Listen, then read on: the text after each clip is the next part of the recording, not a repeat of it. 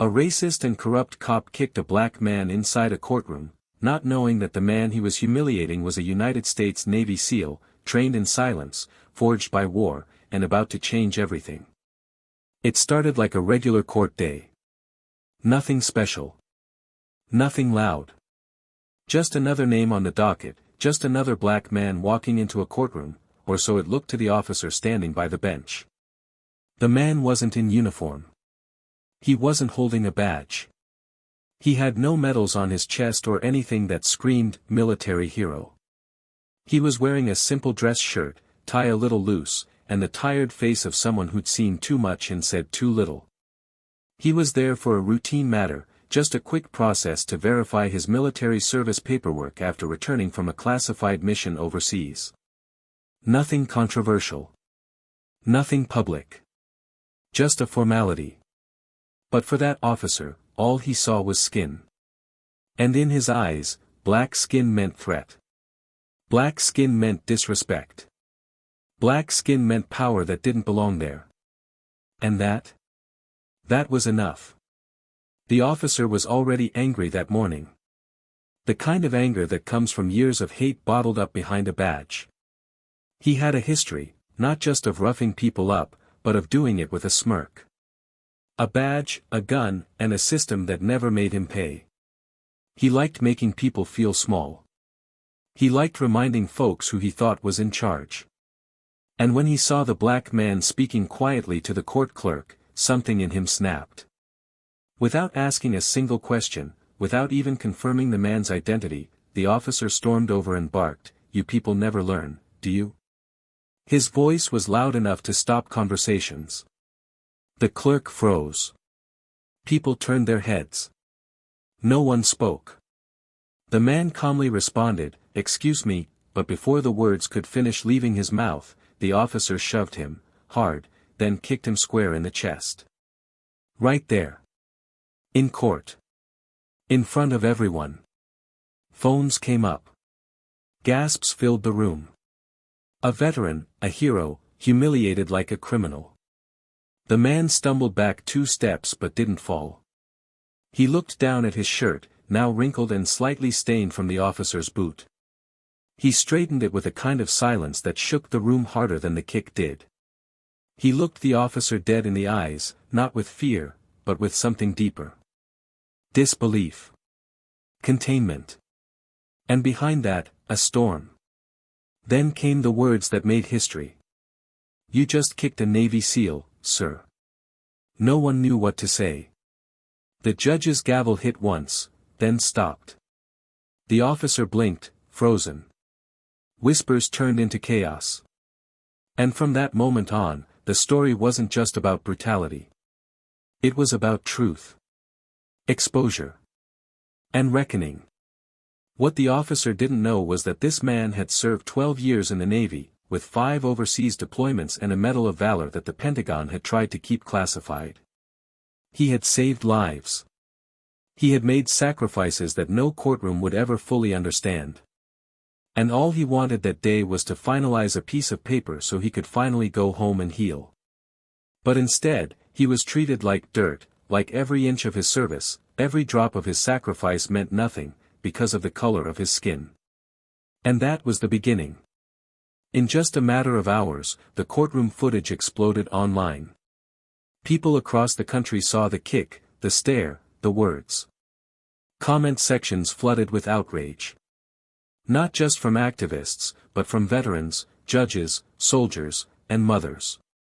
Because this wasn't just racism, this was a system failing a hero. Again. On camera. In daylight. But what the public didn't know yet was that the man had been quiet for too long. That his silence, once trained into him by the military, was about to become a roar. That behind those calm eyes was a strategy, not of revenge, but of justice. Deep, surgical, unforgettable justice. And the officer? Well, he was about to learn something too. Because this wasn't the first time he'd abused his badge. This wasn't the first time he'd put his boot on someone's chest and expected them to stay down. But it would be the last time the world turned away. Because the man he kicked wasn't just a soldier. He was a strategist. A tactician. And what came next would destroy more than just a career. It would shake an entire department. Uproot a courtroom. And serve as a warning so powerful, so public, that no racist with a badge would ever feel safe again. How does a man rise after being kicked in front of the world? What kind of justice can a trained Navy SEAL bring without ever lifting a fist? The answers will come. But not before every secret is exposed. Not before the courtroom turns into a battlefield. And not before the same system that tried to crush him is forced to kneel at his feet. The kick was just the beginning. The fallout? Well, you'll have to stick around to see how deep this reckoning really goes. Are you ready to see what happens when the man they tried to break decides to stand up? Before we begin today's story, we want to take a moment to speak directly to our black viewers. Here at Plow of Twist, we stand firmly against racism, discrimination, and injustice in all forms. Your lives, your stories, and your truth matter, and this channel is a safe space for voices that deserve to be heard. We believe in justice, in change, and in the power of storytelling to inspire it. We see you. We support you. And we'll keep speaking up. Now, let's get into this powerful story. Make sure to subscribe to Plow of Twist, so you never miss a twist like this one. Enjoy the ride. The man's name was Marcus Caldwell.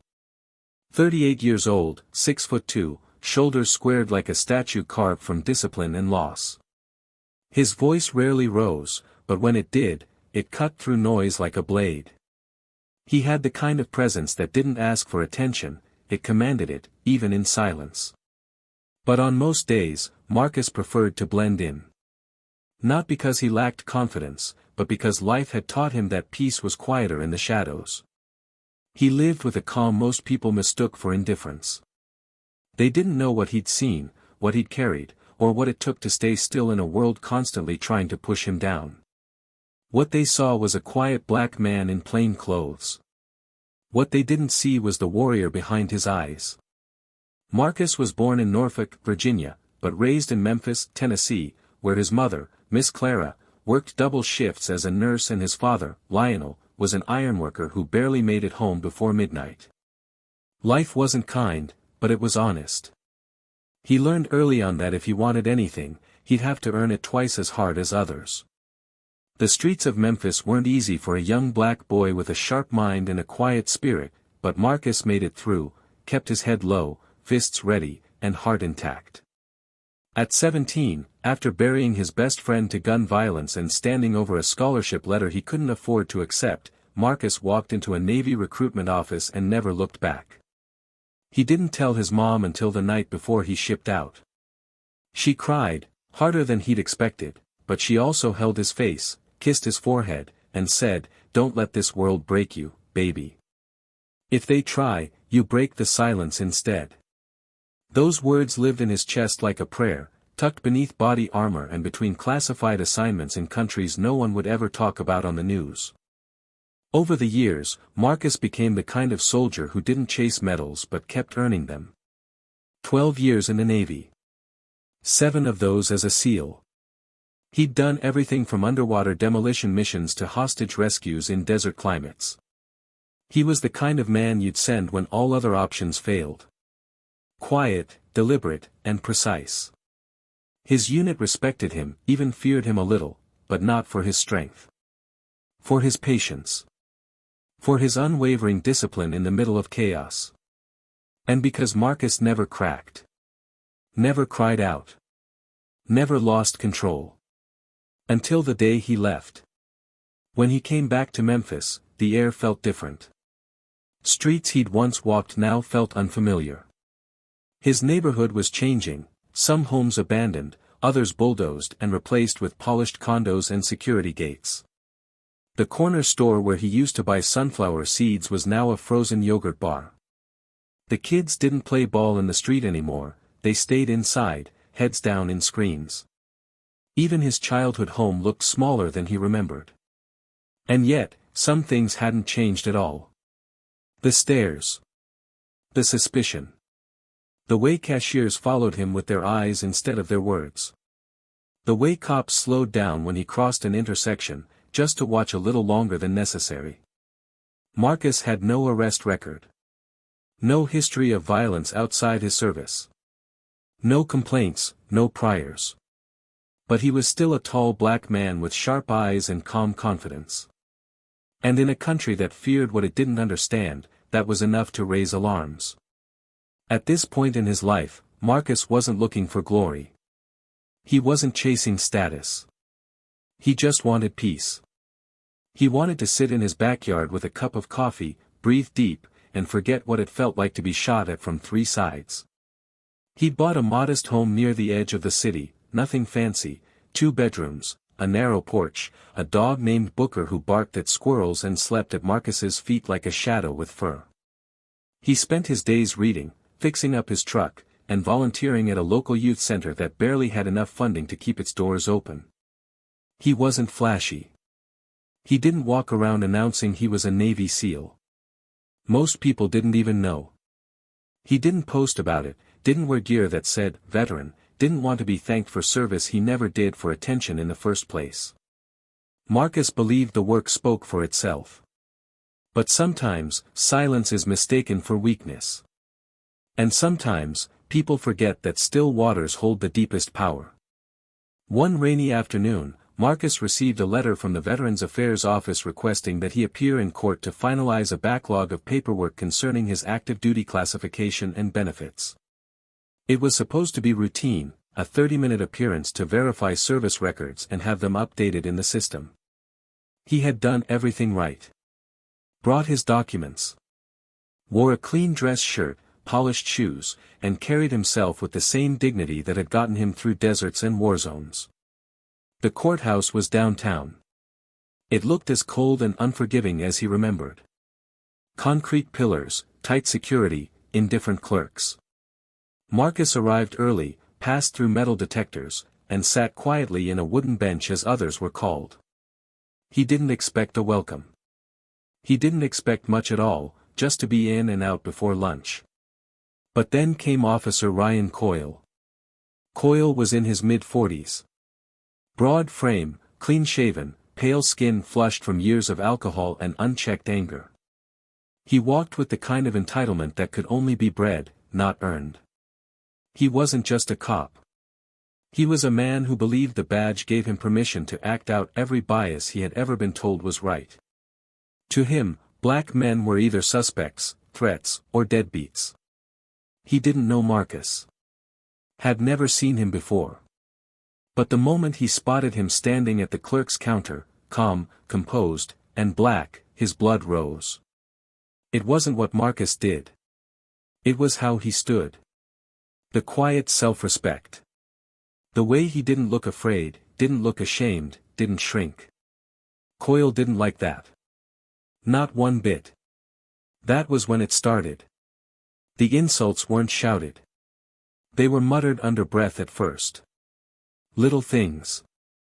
Subtle jabs. Must be lost, he said as he walked by Marcus.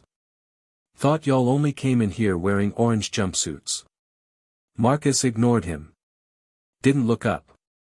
Years of discipline had taught him how to let bullets and words pass by when they had no aim. But Coyle didn't stop. He circled back, voice louder this time. Hey, boy. You deaf or just used to ignoring authority?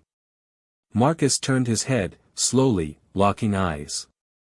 That was when the courtroom quieted. The room sensed something thick in the air. The kind of moment that decides the rest of the day. The clerk looked nervous. She tried to interject. Tried to explain. He's just here for a VA confirmation, but she was cut off. Coyle stepped forward, fast, as if Marcus had insulted him without speaking. He grabbed Marcus by the arm and said, "You need to leave. Now." Marcus, still calm, answered, "I have an appointment. I'm not going anywhere." That's when Coyle lost control. In front of the judge. In front of staff. In front of cameras. He kicked Marcus, hard, in the chest, sending him back a step. Gasps. Shouts.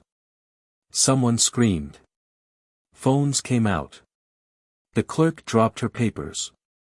The judge banged the gavel once and froze.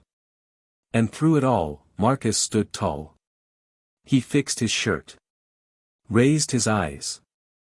And said, without a trace of panic, "You just kicked a Navy SEAL." That was the moment the world changed. But what would come next wasn't just a matter of race, or power, or pride. It would be about truth. And consequence. And whether the system that allowed men like Coyle to roam free would finally be forced to answer for what it created. And yet, the real question, the one that kept burning in the silence that followed, wasn't about Coyle at all. It was about Marcus. Because now the world knew who he was. The cameras were rolling. The headlines were forming. The nation was watching. And the question still echoed, what does a man trained for war do when the war comes home, and it wears a badge? What will Marcus do next? And what will it cost, for justice to finally look like him? The aftermath was quiet. Not the kind of silence that brings peace, but the thick, uncomfortable kind that follows a storm no one saw coming.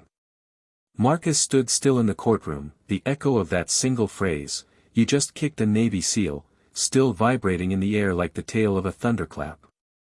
Coyle, the officer who'd unleashed the blow, was frozen in place, his face a strange mix of confusion and disbelief. The clerk looked shaken, her hand pressed to her chest. The judge had halted everything, leaned back in his chair like he needed a moment to understand what had just unfolded under his gavel. No one moved. Until Marcus did. One step forward. One calm breath. Then another. No rage in his walk, no trembling in his hands, just a steady presence that made the silence louder. That courtroom had seen a lot, but never that.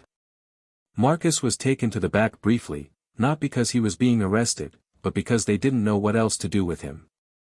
Protocol kicked in, and suddenly the judicial machine had to reckon with its own rot. A supervisor came down. Then another. Then a camera crew showed up, faster than usual, alerted by someone's live stream that had already gone viral. Within an hour, the footage had reached 2 million views. The title? Black Man Kicked in Courtroom, but He's a Navy SEAL. When Marcus was finally allowed to leave, he walked through a hallway filled with murmurs, eyes darting, voices whispering. He didn't respond to any of it. Didn't want attention. He walked out into the open air, met by his friend Elijah who had been waiting in the car. Elijah was a local school counselor, a man with tired eyes and a short temper for injustice. He didn't ask what happened. He saw it all online. Inside the car, Elijah looked at him. "You good?" Marcus gave a small nod, eyes on the road ahead. Elijah shook his head. "You know they're already spinning this, right? Talking about context and confusion like you were the one out of line." Marcus didn't flinch. "They always do. But not this time," Elijah said, leaning in, his voice sharpening. "This time it's different. They kicked the wrong one, man. You're not some kid without a voice. You have a story. And they just handed you the mic." Marcus exhaled through his nose. He'd spent years learning to stay quiet, to survive without shaking the cage. But something about that day, it wasn't just the kick. It was how normal it felt to everyone in the room, like it wasn't the first time, just the first time it got caught. That night, Marcus sat on his porch with Booker lying at his feet. He stared out at the dark, feeling something twist in his chest, not anger, not yet, but a kind of pressure. A reckoning. The next morning, he called a lawyer. Not just any lawyer, but Mia Devereaux, a civil rights attorney known for ripping holes in the blue wall of silence. She was sharp, unshaken, and relentless in court. She picked up on the second ring. "I saw the video," she said before he could speak. "And I've already cleared my calendar." They met the next day. Mia was younger than Marcus, but carried herself like a storm that had already passed through too many cities to be impressed by anything anymore. She laid out a strategy. We don't go quiet. We go wide. Civil suit. Press. Congressional letter.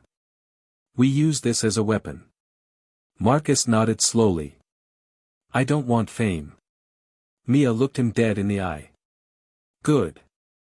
That means you're not doing this for the wrong reasons. But make no mistake, we're going to make noise. And that officer? He's not just gonna lose a badge. He's gonna become a warning. Meanwhile, Coyle was already on administrative leave. Paid, of course. The department had released a standard statement: we are reviewing the footage and conducting an internal investigation. The mayor held a brief press conference, full of hollow phrases about respecting our veterans and letting the system run its course. But the public wasn't satisfied. The footage had ripped off a scab the city had tried to ignore for too long. It wasn't just Marcus anymore, it was every bruise, every unlawful stop, every whisper of a slur that went unpunished. Protests began to bubble. Not riots, marches. Led by veterans.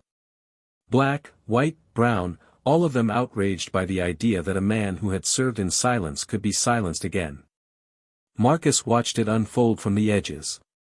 He didn't want to be a symbol. He wanted accountability. But what he learned quickly was that once a story caught fire, it didn't ask permission to spread. A news crew showed up at his house.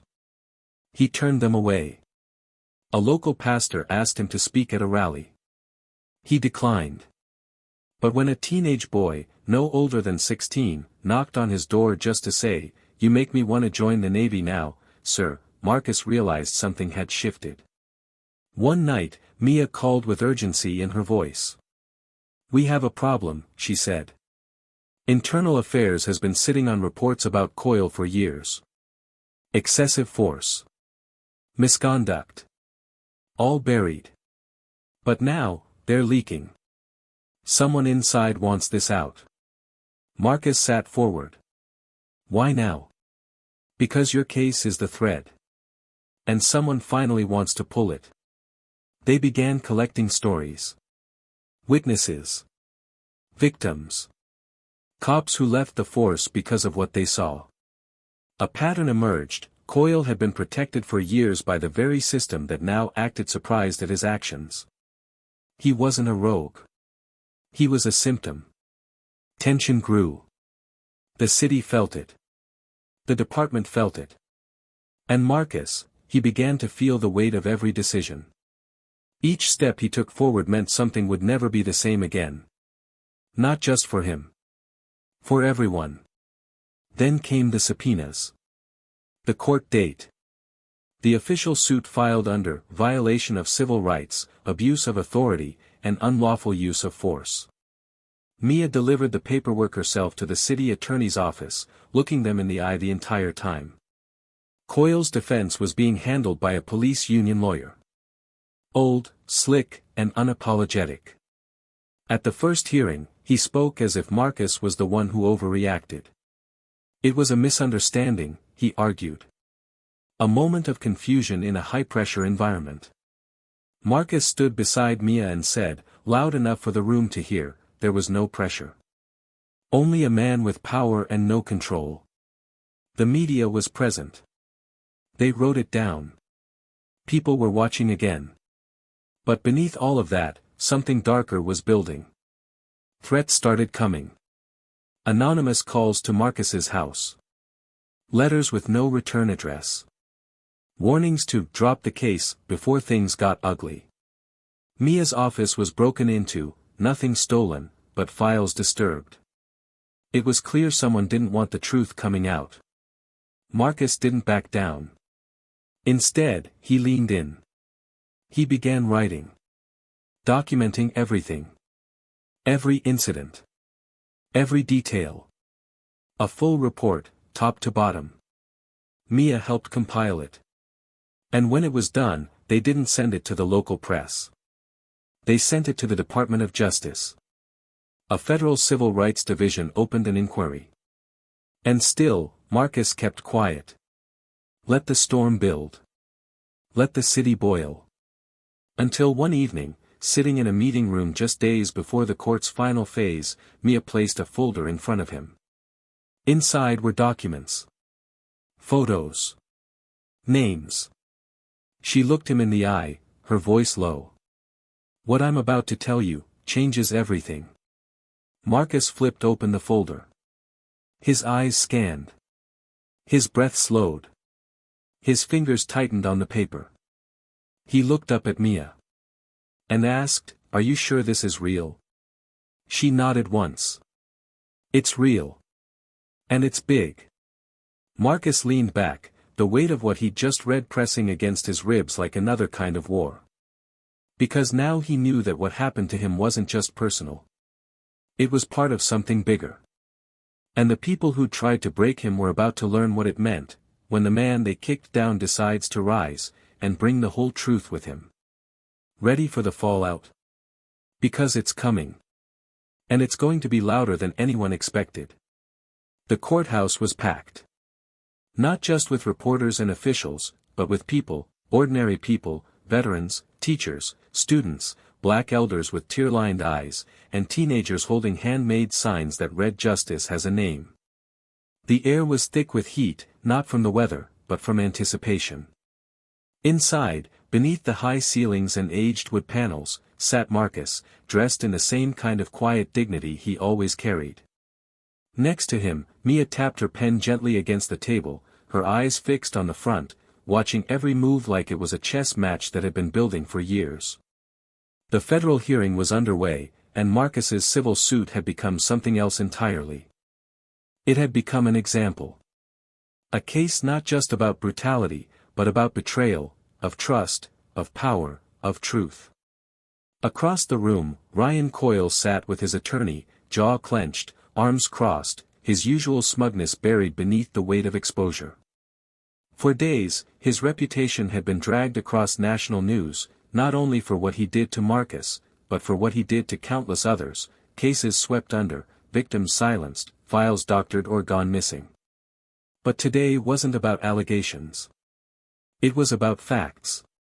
And facts, finally, were on full display. The judge was a woman in her late 50s, sharp as glass, and visibly exhausted by years of watching the system fail the very people it claimed to protect. She called for order and nodded to Mia. Mia stood, slow and purposeful, holding the folder that had changed everything. "Your Honor," she began, her voice clear, "what we are about to present is not just evidence of misconduct. It is evidence of systemic failure, protected by silence, funded by indifference, and executed by men who thought their power made them untouchable."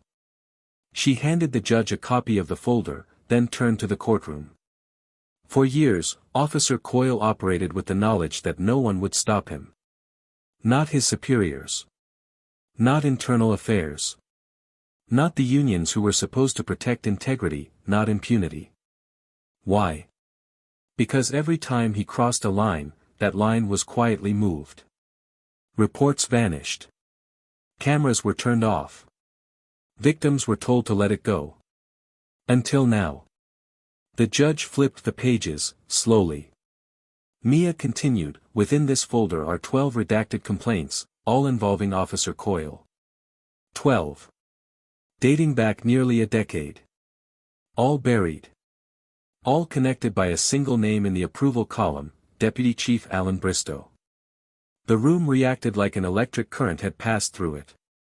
Bristow was sitting 2 rows behind Coyle, hands folded, trying not to blink. A low murmur spread, but Mia didn't stop. "But it goes deeper," she said. "Because 5 of those victims were active or former military. Like Marcus Caldwell. The man this officer kicked, humiliated, and tried to silence." She turned now, slowly, and looked directly at Coyle. "I have a question for you, officer. And I want you to answer honestly, under oath." The judge gave a nod. Coyle shifted. Mia's voice dropped, but the weight in it only got heavier. "When you kicked my client in front of that entire courtroom, did you know who he was?" Coyle hesitated. His attorney whispered something, but the judge intervened. "You are required to answer, officer." Coyle looked up, face pale. "No," he said. "I didn't know who he was." "Exactly," Mia said, stepping closer. "Because it didn't matter.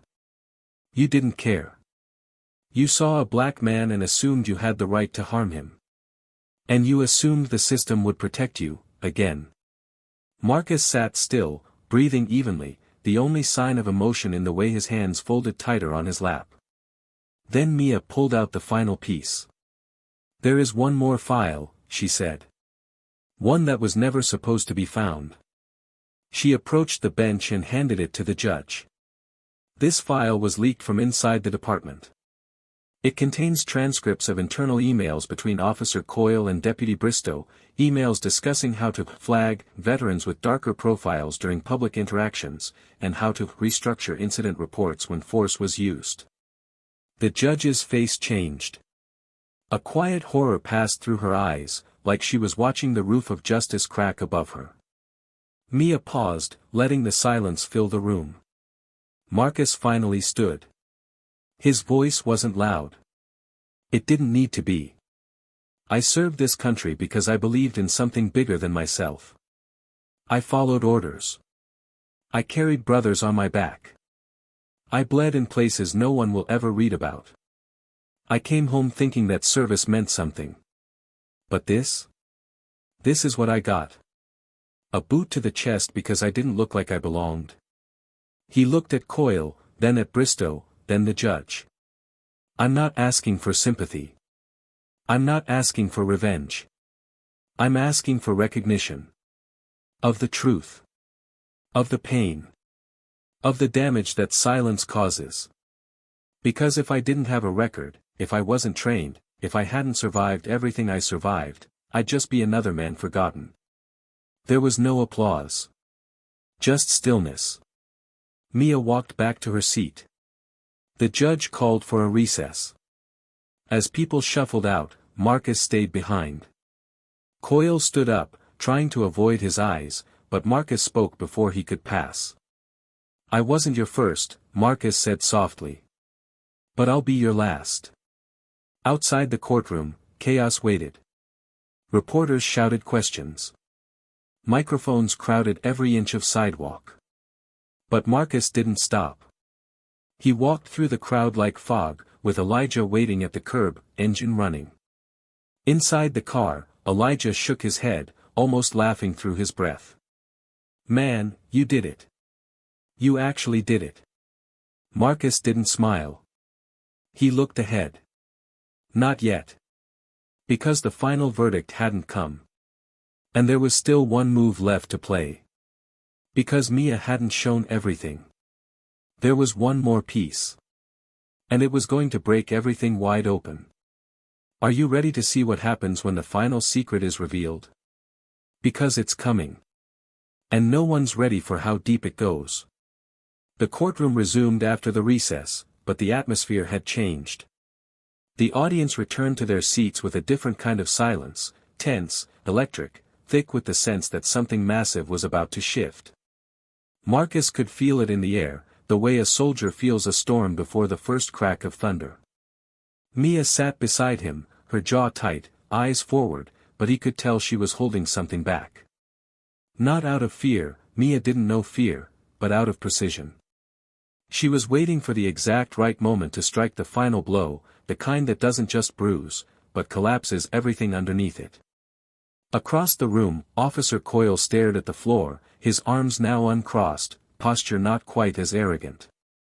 His attorney whispered something to him, but Coyle didn't answer. Deputy Bristow, the man who had shielded Coyle's abuses for years, hadn't returned after the break. His absence was louder than any presence. It echoed a kind of guilt that could no longer be denied. Mia leaned toward Marcus, speaking under her breath, voice steady. "We go now," she said. "This is it."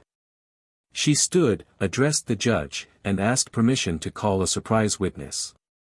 The judge raised an eyebrow. "Is this necessary, Ms. Devereaux?" Mia nodded slowly. Absolutely, Your Honor. This is the final link in the chain. The judge gave a cautious nod, and Mia turned toward the doors at the back of the courtroom. As they opened, a woman entered, dressed plainly, mid-40s, dark eyes that looked like they'd carried more than their share of secrets. Her name was Anita Clark. She was a former administrative coordinator at the Memphis Police Department. She had resigned 5 years ago without explanation and hadn't spoken publicly since. Until now. As she walked to the stand, Coyle's attorney visibly tensed. Marcus felt a shift, subtle but seismic. Mia approached the witness stand and began carefully. Ms. Clark, do you recognize Officer Ryan Coyle? Anita nodded once, not looking at him. Yes, she said. I filed reports against him twice while I was at the department. Mia asked her to elaborate, and Anita took a breath before continuing. He falsified paperwork, tampered with incident reports. He rewrote statements from victims. Changed details to protect himself. And every time I tried to raise it, I was told to shut up. I was told he had friends upstairs. Bristow was one of them. The room inhaled sharply, as if holding its breath for what might come next. Mia stepped closer. Did you ever record any of these incidents? Anita hesitated. Then she nodded. Yes. I have a drive. I kept copies. Emails. Voice memos. Even a security tape. Marcus felt a shiver crawl up the back of his neck. This wasn't just testimony. This was the match to the gasoline. Mia turned to the judge. Your Honor, with the court's permission, I would like to submit a USB drive containing over 3 hours of audio and video evidence, recorded during Ms. Clark's time in the department. The judge agreed. The bailiff took the drive, plugged it into the courtroom system, and soon, the speakers crackled to life. The first clip played, a grainy audio file. A conversation between Bristow and Coyle, filled with laughter and words soaked in entitlement. You think they're gonna believe some punk over you? You're the cop. You write the story, Bristow said. Then came Coyle's voice, grinning, I don't even have to hit M hard. Just hard enough to make M remember not to look me in the eye. A wave of revulsion swept through the courtroom. People murmured, shaking their heads. Even the stenographer paused for a moment, stunned by what she was typing. Another clip played, a video this time. Coyle in a back hallway, erasing entries from a report database, eyes darting, hands quick. It was undeniable.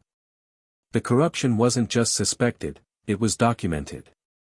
Coyle's face had drained of all color.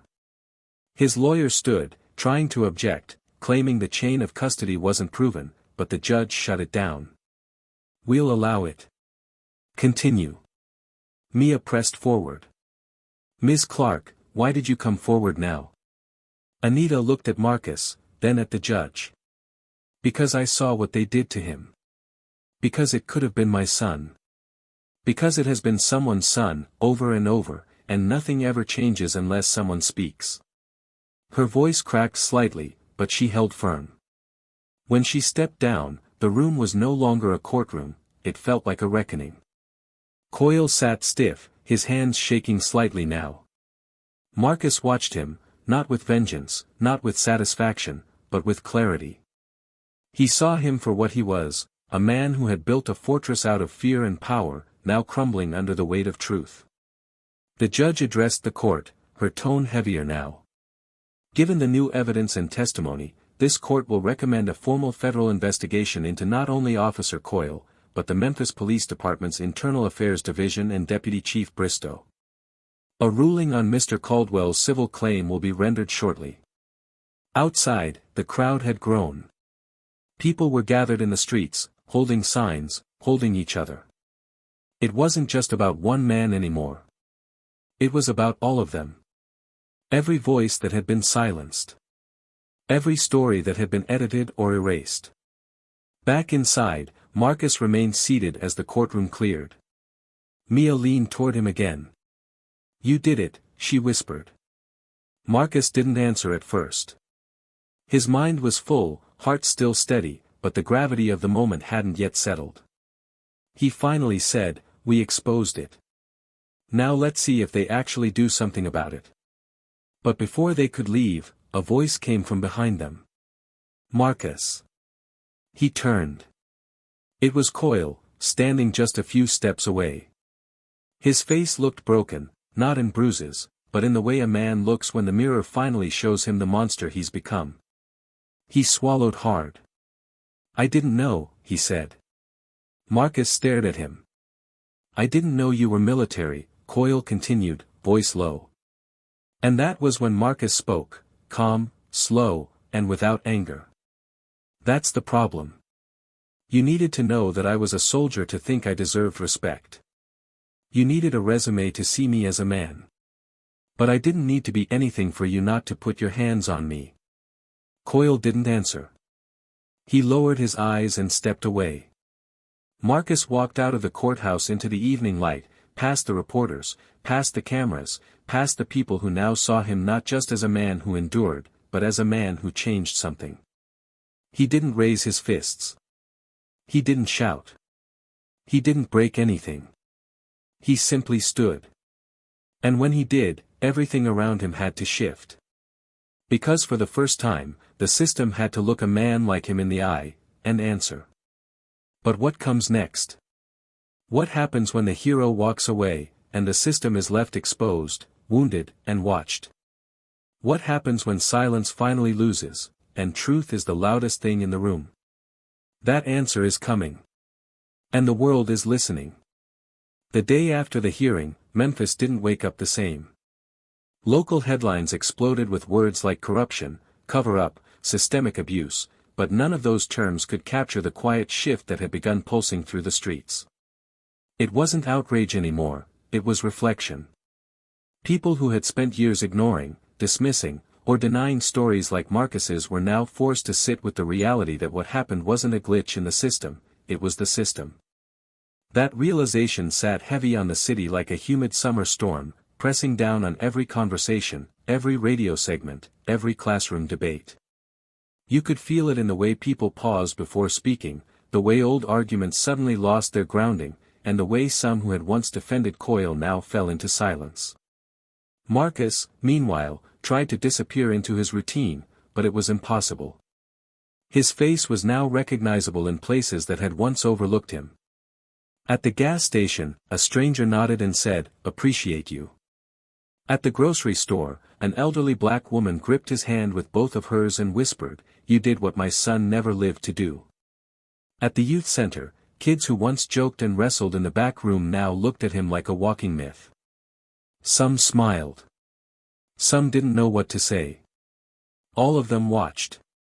Mia had gone back to her office in the city, but she called him every day. The federal investigation had begun, slowly and methodically, with subpoenas being issued and personnel being placed on leave. One high-ranking officer resigned overnight. Deputy Bristow hadn't been seen publicly since the hearing. But something about the calm felt temporary, like the city was holding its breath, waiting for the other shoe to drop. Because exposing the rot was only part of the battle. The harder part was what came after, forcing a system that had never been held accountable to confront itself without retreating behind more bureaucracy, more empty apologies, more waiting. Late one night, Elijah came over with 2 beers and a look on his face Marcus hadn't seen in a long time. Not exactly joy. Something closer to release. They sat on the porch in the dark, Booker asleep at Marcus's feet again, as crickets filled the silence. "You ever think it'd get this far?" Elijah asked, looking out at the yard. Marcus didn't answer right away. He took a sip, leaned back, exhaled. "No," he finally said. "I thought they'd bury it like everything else." "But they didn't," Elijah said, tapping the bottle lightly against the wood. "You burned through it." Marcus turned his head, his expression unreadable. "For now." Elijah nodded. "Yeah. For now." There was a long pause. Then Elijah added something that changed the tone completely. Coyle's wife came by the center today. Marcus didn't react, but Elijah saw his hands stop moving. She dropped off some books, Elijah continued. Didn't say much. Just, left, But the way she looked, man, it wasn't pity. It wasn't anger either. It was like she'd just found out she'd been living next to a stranger. Marcus didn't say a word. He didn't need to. There was something raw about hearing that, the collateral damage of truth. Because for all the justice that had been delivered, it had also unraveled lives. Families. Reputations. And that's the part the cameras never cared to show. The part where even when you're right, the fallout hurts. Later that week, Mia called him in for a private meeting, not in court, not in her office, but at a neutral space she'd rented just outside city limits. When Marcus arrived, she was already seated with a man he didn't recognize. The man introduced himself as Special Agent David Morales from the Department of Justice. His tone was clipped, professional, but his eyes carried weight. "We've been digging," Morales said. "And we found more than we expected." Bristow didn't just protect Coyle. He built a network. Officers flagged for misconduct were quietly reassigned, not investigated. Complaint data was deleted. And in at least 2 cases, officers under Bristow's supervision were involved in incidents that ended with civilian deaths, deaths ruled accidental or justifiable. Until now. Marcus leaned forward, his jaw tight. "So what happens?" Morales paused. "That's what we're here to talk about. We want your help." Mia glanced at Marcus, already knowing how he'd react. "I'm not a symbol," he said firmly. Morales nodded. "We're not asking you to be. We're asking you to be a witness. In a federal case. One that could reshape not just Memphis, but departments across the state." Marcus stood up, walked to the window, hands in his pockets. Outside, traffic moved like normal. People ran errands. Laughed. Argued. Lived. It felt surreal, how life kept moving while something like this loomed so close. He turned around. "You want me to testify?" Morales met his eyes. "Yes. On record. In front of a federal grand jury." Marcus didn't answer right away. He looked at Mia. "What happens if I say no?" Mia exhaled. "They'll move forward anyway. But without your voice, it'll be easier to discredit the rest. You're the anchor now." Marcus sat back down slowly. The weight of that word, anchor, landed heavy. That night, back home, he sat at his kitchen table and stared at the letter from the DOJ. It was official now. His name, in bold letters, connected to something larger than himself. Again. But this time, the enemy wasn't across an ocean. It was woven into sidewalks he'd walked as a kid. Into the badge he once respected. Into the silence that had protected monsters in uniform for too long. For hours he said nothing, until a knock on the door startled him. It was Mia. "I figured you'd be alone," she said, walking in with a folder and a tired smile. "I am," he said. "Even when I'm not." She sat across from him. "You don't have to carry all of it, Marcus." He looked at her, and for the first time in weeks, there was something close to vulnerability in his eyes. "Then why does it feel like I do?" Mia didn't answer. Instead, she handed him the folder. Inside were letters. Dozens of them. From veterans. From victims. From officers who had quietly left the force and were finally ready to speak. Each one thanking him. Some with tears. Some with rage. But all with hope. He flipped through them slowly, his hands trembling slightly. "This isn't just your story anymore," Mia said softly. "It's ours." Marcus didn't cry.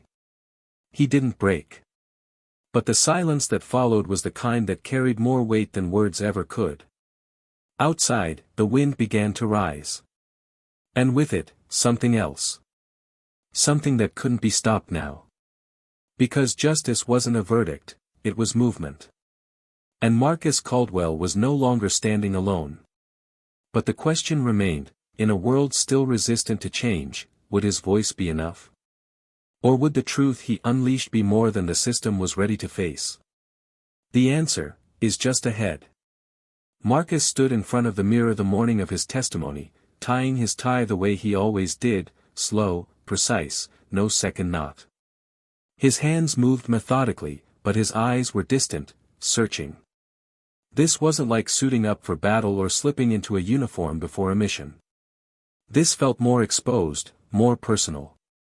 He wouldn't be facing bullets or explosives, but something far more relentless, scrutiny. People he didn't know would judge every word, every pause, every flicker of emotion in his eyes. And still, he didn't waver. He finished tying the knot, tightened it with one clean pull, then looked at himself, not for approval, not for confidence, but for readiness. He nodded once. That was enough. The federal courthouse was colder than the one in Memphis. More sterile, more impersonal. Marcus entered through the side, escorted by federal agents who nodded at him respectfully but didn't speak. It was a quiet deference, the kind reserved for those who carried invisible weight. In the witness room, Mia was waiting, dressed in gray, her expression unreadable. She stood when he entered, offered a small smile, and handed him a document folder. "You ready?" she asked, her voice low. He looked at her. "Does it matter if I'm not?" She paused for a second, then answered with complete honesty. "No. It's happening either way." They sat together in silence, both aware that once he entered that courtroom, once he began to speak under oath, the story would no longer belong to him alone. The media was outside, already spinning theories, trying to get ahead of the facts. Some praised him as a hero. Others called it opportunism. There were even voices trying to discredit his service, to find holes in his record, to redefine the narrative into something they could weaponize. But none of that mattered in this room. In this room, there was only truth, and the consequences of telling it. When Marcus was called, he walked with the same deliberate calm he had used in missions overseas. The courtroom was packed, but eerily silent. The jury's eyes tracked him. DOJ officials sat in the front row. Across from them, a row of police representatives, some of whom he recognized, others who looked like they were there just to observe and report back. The tension was thicker than the air conditioning. Under oath, Marcus began. He spoke plainly, not rehearsed. He told them about that day in the Memphis courthouse, but more importantly, he described everything that surrounded it, the quiet escalation of disrespect, the pattern of erasure, the unspoken culture of fear and impunity. He talked about his service not as a badge of honor, but as context. Not to earn sympathy, but to expose contrast. He told them what it felt like to come home from war only to be treated like a criminal for existing in his own country. He didn't shout. He didn't cry. But the weight in his voice made some jurors shift in their seats. Even the court recorder paused once, blinking hard as she typed. Then came the cross-examination. The opposing counsel was sharp, experienced, and subtle. He didn't attack Marcus outright. He tried to chip away at credibility, to poke at inconsistencies, to imply that maybe Marcus had overreacted. Maybe Coyle was just having a bad day. Maybe it wasn't as racially motivated as it seemed. Marcus didn't take the bait. When asked if he had felt threatened, he answered, "I didn't have to feel it. It was physical." When questioned why he didn't walk away, he said, "Because I didn't do anything wrong. Why should I have to move to feel safe?" When accused of using his veteran status to sway public opinion, he leaned forward and said, "If my uniform makes you see my humanity, then maybe the problem isn't with me." A hush fell across the room at that. Afterward, Marcus returned to the witness room, his body tight with tension, his heart calm but his mind spinning. Mia followed close behind, placed her hand on his shoulder. "You held the line," she said softly. He nodded. Now we see if anyone was really listening. In the days that followed, public pressure mounted. The DOJ investigation expanded, pulling in other cities, looking at patterns. Marcus's testimony was played across national broadcasts. Some stations tried to twist it, but the raw footage couldn't lie. His words resonated in communities that had long been ignored. Civil rights groups began organizing around his story, not just as a symbol, but as a catalyst. Petitions launched. Campaigns sparked. Local officers in other departments began stepping forward, some anonymously, some with names. They talked about toxic cultures, buried files, coded language used in precincts to dehumanize entire groups of people. But with the momentum came threats. Marcus began receiving anonymous letters again. Emails filled with venom. Voicemails from blocked numbers. People telling him he had betrayed the badge, calling him names that stung not because they were new, but because they were familiar, echoes from childhood, from boot camp, from years of navigating systems that always demanded he justify his existence. One night, Mia called him in a panic. "Someone leaked your home address," she said. "You need to stay somewhere else for now. I'll send agents to watch the house." Marcus looked around the living room he had built from scratch, the walls covered with framed photos and medals he never hung for show but for memory. Booker sat at his feet, sensing the shift, ears raised. He didn't argue. He packed a bag. As they drove through the city toward a secured location, Marcus stared out the window at the neighborhoods he had grown up near. He saw the boarded windows, the cracked sidewalks, the faces of people who still hadn't decided if they should feel proud of him or just afraid that he'd stirred up something too big to control. At the safe house, Mia debriefed him on the legal progress. More indictments were coming. More officers were being investigated. There was even talk of congressional hearings. But the real question loomed large between them, unspoken. What happens when the spotlight fades? Marcus asked her that directly as they sat on the back porch of the building. When this dies down, he said, what's left? Will anything really change, or will they just find new ways to hide it? Mia didn't answer right away. She stared out at the horizon. Change doesn't come fast, she finally said. And it doesn't come clean. But sometimes it starts with one voice that won't shut up. He smiled faintly, not from humor, but from recognition. Then I guess I'll keep speaking. That night, he sat alone and reread the letters from veterans, mothers, students. One from a 15-year-old boy said, "I want to be like you. Not because you're strong, but because you're calm when you're supposed to break." And Marcus finally allowed himself to feel something he had kept buried since that courtroom, grief. Not for himself, but for every moment he had accepted silence as survival. For every time he had walked away instead of speaking. For every brother he had buried in war or on the streets, whose voices never got this far. He let the tears come, quietly, like rain on dry ground. He didn't wipe them away. He let them fall. Because this part of the fight, this mourning, this reflection, this fragile hope, was as sacred as the loudest testimony. And it wasn't over. The final verdict was near. And Marcus Caldwell was still standing. Still watching. Still ready. It had been 3 weeks since Marcus's testimony shook the federal court and cracked open the armor of silence that had protected bad cops and corrupted power for years. In that time, a slow, deliberate reckoning had begun to ripple through the state. Not in headlines, those were already starting to fade, but in paperwork, depositions, disciplinary hearings, and whispered conversations behind closed doors. Officers who once walked with unchecked arrogance were now glancing over their shoulders. Internal affairs, once a rubber stamp for cover-ups, had been pulled apart and restructured under direct federal oversight.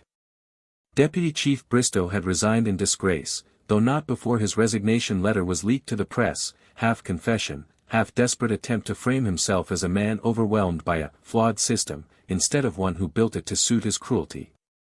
Marcus read that letter in silence, then set it aside, unmoved. Bristow's downfall wasn't the victory. It was only the consequence of being seen. One evening, Marcus was summoned to a closed-door meeting with a DOJ advisory panel. Mia accompanied him, and though she remained her usual composed self, Marcus could see in the way her hand tightened around her phone that she was bracing for something weighty. The meeting room was sleek, undecorated, impersonal, the kind of place designed not to comfort but to contain. A long table, 6 officials in suits, and folders stacked neatly in front of them. One of the panelists, a woman with steely gray hair and sharp, tired eyes, began the conversation without pleasantries. "Mr. Caldwell, you understand the weight your case has had, both in public opinion and internal reform measures. What we're about to propose is not an offer of reward. It's an invitation, to continue the work." Marcus sat quietly, his eyes fixed on the woman. She continued. "There's a federal task force being formed. Independent of any local agency. Focused on internal misconduct, racial profiling, and institutional failures in law enforcement. We want you to serve as an advisor. Your voice, your insight, your lived experience, they carry weight now. And this is how we keep the pressure from fading." Marcus didn't answer right away. He looked to Mia, who simply nodded. Then he leaned forward, voice low and even. "What exactly would I be advising on?" The woman didn't hesitate. "Accountability. Policy shifts. Discipline structures. And in some cases, testifying before congressional subcommittees on what must change." He let that sit between them for a moment. Then he spoke. "I didn't survive combat just to come home and fight another war in a boardroom. But if this is the only way to keep that courtroom from being just another headline, then yes. I'll do it." The panel nodded. Papers slid forward. Marcus didn't touch them. Not yet. He needed time. Not to think about whether he wanted it, but to reckon with how much of himself he was willing to give away again, piece by piece, to a system that had once spat him out without hesitation. Later that night, he found himself back at the youth center, not as a guest or an advisor, but as a man seeking something grounding. The kids were loud, alive, messy in the way young people are supposed to be. But when they saw him enter, the volume dropped. A few clapped. Some just smiled. One boy, maybe 14, walked up with cautious steps and said, "Sir, you're not scared?" Marcus crouched to his level, met his eyes. "I am," he said honestly. "But fear doesn't mean you stop. It just means what you're doing matters." The boy nodded and walked away without another word. That was enough. Outside, Elijah stood under the dim light by the entrance, arms crossed, watching. "You're a damn myth in there," he said as Marcus approached. "Kids won't shut up about you." Marcus chuckled lightly. "I don't want to be a myth. I just want them to survive." Elijah nodded. Then his voice changed. "They offered you something, didn't they?" Marcus tilted his head. "How'd you know?" Elijah shrugged. "Been around long enough to know how the system tries to pull you in once you shine light on it. Question is, are you going to let them use your name to clean their mess, or are you going to make them actually clean it?" Marcus sighed, deeply. "That's what I'm figuring out." Elijah stared at him a long time. "Just don't let them wear you down, man. You're not a mascot. You're not a shield for their politics. You're a mirror. And mirrors scare people." Those words stayed with Marcus longer than he expected. Even as the DOJ sent more paperwork, more schedules, more briefings.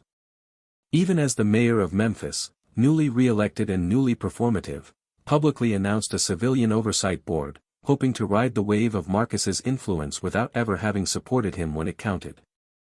Marcus watched from the sidelines, measuring each move, refusing to let his story be turned into another inspirational soundbite. One night, long after midnight, his phone rang. Mia again. But this time, her voice was different. Not tense. Not urgent. Just tired. "There's something you need to see," she said. She forwarded him a link, an article from a small independent journalist site. It was about Coyle. Apparently, he had left the state, quietly, trying to avoid more fallout. The article detailed how he'd been denied several jobs, had his pension frozen pending further review, and was currently under investigation for unreported income tied to off-duty security work. The comments section was brutal. Some defended him. Most didn't. Marcus read the article slowly, then called Mia back. "Why did you send me this?" he asked. "I thought you'd want to know how it ends." He was quiet for a while. Then he said something that surprised even himself. "It doesn't end. Not with him. Not with me." Mia exhaled on the other end. "You're right. But it's a reminder. Sometimes justice isn't loud. Sometimes it's just, finally not being ignored." Marcus didn't reply. He just closed the article, set the phone down, and walked outside onto the porch. The night air was cool. Still. Booker padded out beside him and lay down. For a long time, Marcus said nothing. He just breathed. Because maybe that was the real shift, not the lawsuits, not the headlines, not the testimony, but the ability to breathe without weight on his chest. To sit in his own home, in his own skin, and not feel like he had to defend his right to be there. He wasn't naive. He knew the system would fight back in other ways. He knew not everyone who watched his story unfold would be changed by it. But for once, it wasn't about winning. It was about not backing down. And that, he had learned, was the quietest kind of victory. The following week, he stood before a small crowd at a university panel on policing and public accountability. It wasn't broadcast. It wasn't glamorous. But the questions from students were raw, personal. One asked, "What would you say to the officer if you saw him again?" Marcus paused, then answered with clarity. "I'd say, I survived you. And I didn't just survive, I exposed what made you possible. That's bigger than revenge. That's bigger than any apology." And that's when he realized the story hadn't just been about justice. It had been about restoration. About reclaiming something that had been stripped from him, slowly, over years of quiet indignity and unspoken fears. Now, the path ahead was clear. But the final step, the message that would define what all of this had meant, was still waiting. And Marcus Caldwell was ready to take it. Marcus Caldwell sat in a gallery of a Washington, D.C. congressional hearing room, quietly observing as testimonies unfolded before him. He wasn't speaking that day. He wasn't there to convince anyone or relive what had happened. He was simply a presence. A face that lawmakers now recognized. A name that had become synonymous with a demand no longer whispered, but spoken boldly in meetings, courts, classrooms, and across the media: accountability. In front of him, elected officials debated federal policy changes for law enforcement conduct and oversight. Some argued defensively, eyes darting toward Marcus as if he were a threat in the room. Others spoke his name with respect, using his story as a foundation to build on. He listened to all of it with the same calm that had carried him through fire and silence. But inside, he knew the victory wasn't just policy. It was permanence. His voice had shifted something that no badge or title could undo. Months had passed since the courtrooms and the headlines, and the world kept moving. Some people tried to rewrite what had happened. Others tried to forget. But the system, once indifferent, had been forced to restructure. The city of Memphis had installed its first civilian-led review board with real authority. Officers flagged for excessive force were now suspended automatically pending review. Cameras were no longer optional in city buildings. Most importantly, community members were sitting at tables where only uniforms used to belong. It was not a perfect system. But it was no longer untouched by truth. Ryan Coyle had disappeared from the public eye entirely. His appeal to reinstate his pension was denied. He had taken a job out of state as a private contractor but was terminated within weeks once his background resurfaced. Last anyone heard, he was living alone, trying to rebuild his life in a small town far from the spotlight. No charges were ever filed against him, but the public scrutiny left him effectively exiled. His silence, once backed by authority, was now fueled by shame. He had lost his power, not through vengeance, but through consequence. He became a living reminder of what unchecked authority could cost. Deputy Chief Bristow, once the architect behind a veil of secrecy, was forced to testify before federal investigators. The hearings exposed decades of internal manipulation. He now faced multiple charges for obstruction and evidence tampering. His resignation meant little in the face of federal indictment. He lived under surveillance, stripped of honors, and publicly disavowed by the very department he once controlled. His story became a cautionary tale taught in police academies about how protection without justice is not strength, but corruption. Mia Devereaux, the firebrand attorney who had stood beside Marcus when no one else would, rose in national prominence not by chasing fame, but by remaining grounded in the work. She established a legal initiative specifically focused on protecting veterans and whistleblowers in public institutions. Universities began inviting her to teach seminars. She refused most of them, choosing instead to remain in Memphis, where the real fight still lived in everyday injustices. She and Marcus remained close, not out of obligation, but because they had walked through something irreversible together. And Marcus? He did not return to a quiet life because silence no longer suited him.